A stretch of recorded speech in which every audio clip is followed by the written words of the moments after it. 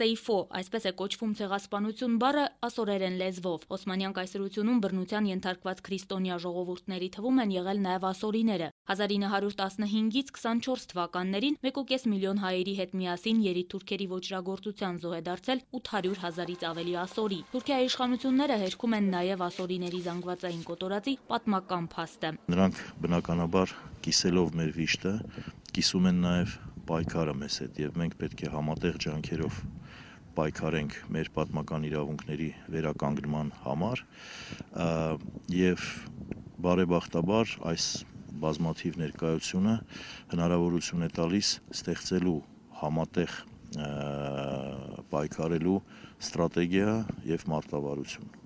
Ասորիների կոտորածը որպես ցեղասպանություն աշխարհում ճանաչել է միայն Շվեդիան։ Հայաստան ժամանած տարբեր երկրների ասորական համայնքների պատվիրակությունների թվում են նաև այդ երկրի ներկայացուցիչները։ Նրանք նույն ասորական այն ընկերակցության անդամներն են, ում աշխատանքները Շվեդիայի հայ համայնքի հետ նպաստեցին 2010 թվականի մարտին Շվեդիայի խորհրդարանում հայոց ցեղասպանությանն անդրադարձող բանաձևի ընդունմանը։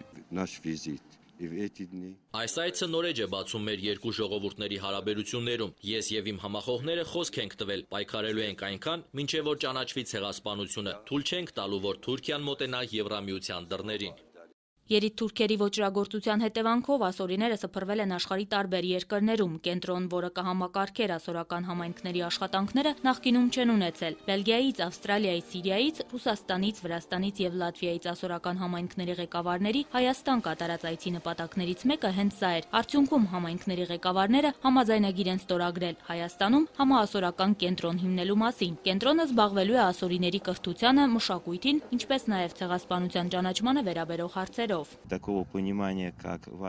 Աշխարհի ցանկացած երկրում մեզ հազիվ թե հասկանան այնպես, ինչպես Հայաստանում։ Այն եզրահանգմանն եմ եկել, որ անհնար է ուսումնասիրել ողբերգական այս իրադարձությունները, առանձնացնելով մեր ժողովրդի եւ հայերի շատ դեպքերում նաեւ հույների հետ պատահած ողբերգական էջերը։ Հայաստանում այսօր 5-ից 6 հազար ասորի է ապրում։ Նրանք հիմնականում բնակվում են 4 գյուղերում։ Ասորիները մեր երկրի ազգային փոքրամասնություններից մեծությամբ երրորդն են։ Հայաստանում սրտաբաց են ասորիների հանդեպ, լինեն նրանք հայաստանաբնակ, թե ոչ։ Երազում ենք նորից գալ Հայաստան, որովհետև Հայաստանում մեզ մեր տանն ենք զգում։